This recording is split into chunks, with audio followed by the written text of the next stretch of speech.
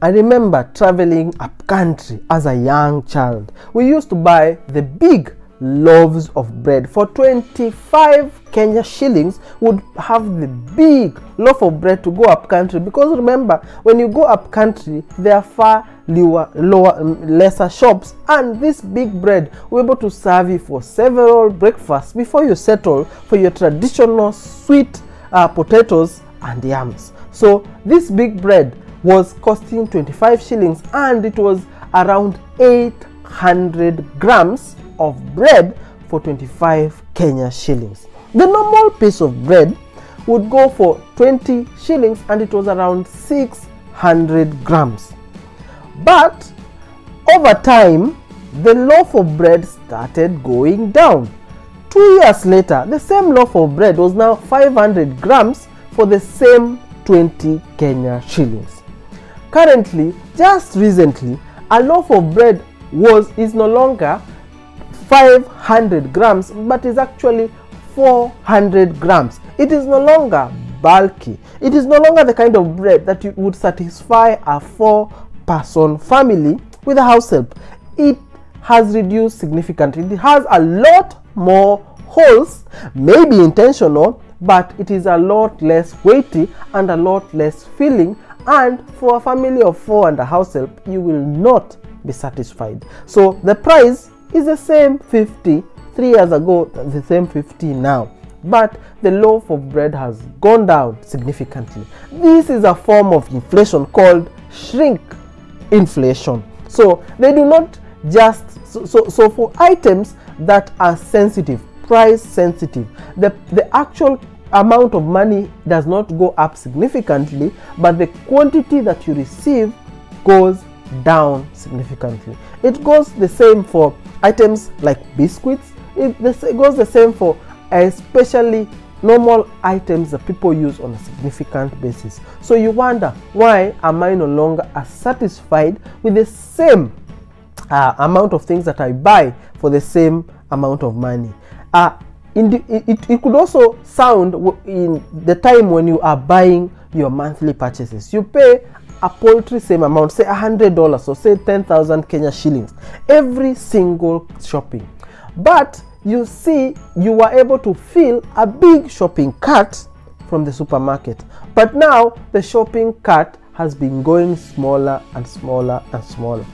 Shrinkflation. You are still buying the same basket of commodities, but the quantity is going down and down and down.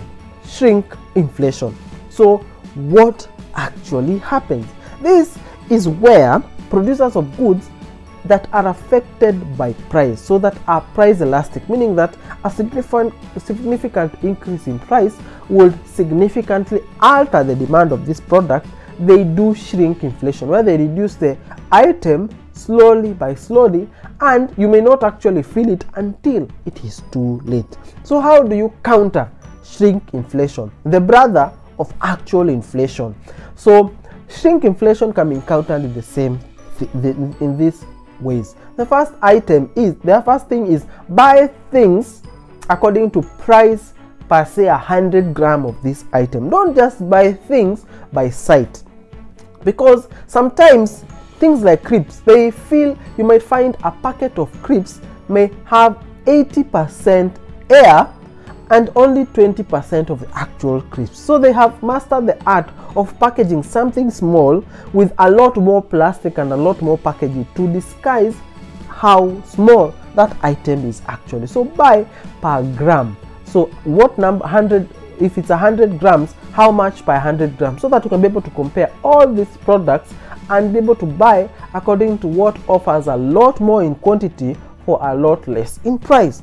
So buy as per the quantities per price, and not just buy because of how big this item looks on the shelf. The other thing is to not have loyalty. Don't have brand loyalty, because when you have brand loyalty, you buy things because you know them and are loyal to the brand, and not because they make financial sense. So get to the habit of buying things because of the utility that they provide you. How much are they fulfilling your desires and wants, and not this brand that will be able to be a branded item that you have received. So stop on the branding, especially on food items, and buy what is filling your needs in the best possible way.